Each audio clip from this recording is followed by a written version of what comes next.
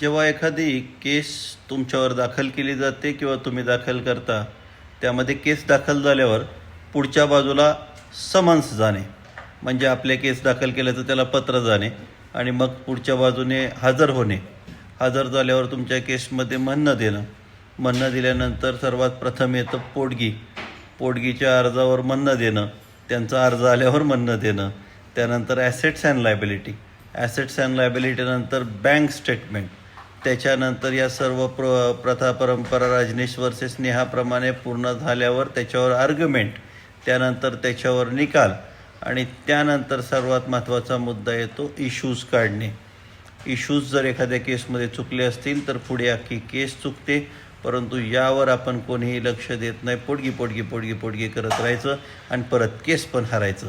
त्यामुळे केस जिंकायची असेल तर इश्यूजवर महत्त्व देणं अत्यंत आवश्यक आहे.